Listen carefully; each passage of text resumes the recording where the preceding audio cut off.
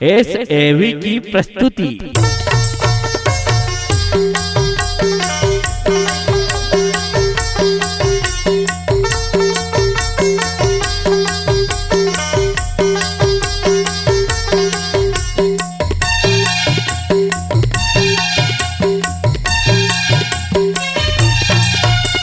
तेलासी वाले गुरु तरस के आस हो, तेलासी वाले गुरु तरस के आस हो।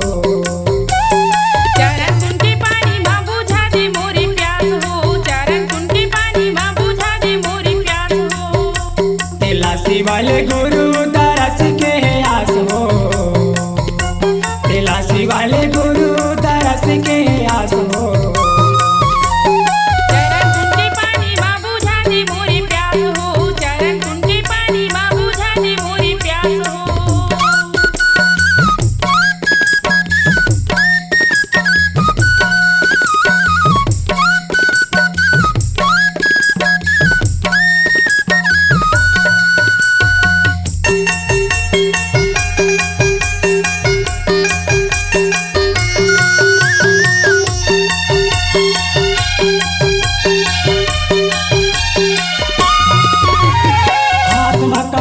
धारे डाढ़ीला बढ़ाई हो, पाँव में खड़ा हो सादा तिलक के लगाई हो।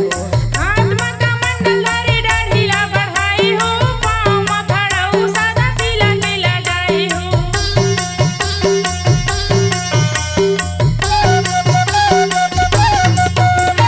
हाथ में कमंडल धारे डाढ़ीला बढ़ाई हो, पाँव में खड़ा हो सादा तिलक के लगाई हो।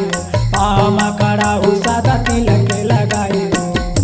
गिरौद वाले बाबा हकार दे प्रकाश हो, गिरौद वाले गुरु हकार दे प्रकाश हो। चरण कुंडी पानी मां बुझा दे मोरी प्यास हो, चरण कुंडी पानी मां बुझा दे मोरी प्यास हो। तेलासी वाले गुरु दरस के आस हो, तेलासी वाले बाबा दरस के आस हो।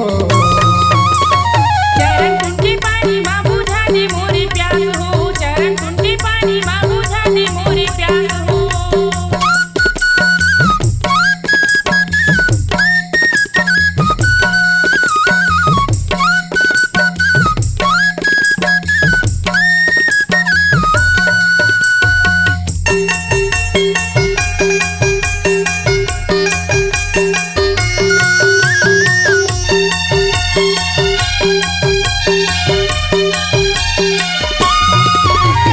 ज्ञान के रंगला रंगाई गुरु तन मा, सतला बसाई बाबा अपने हो मन मा।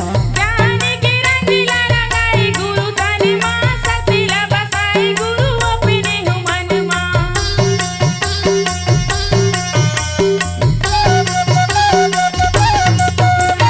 ज्ञान के रंगला रंगाई गुरु तन मा, सतला बसाई बाबा अपने हो मन मा।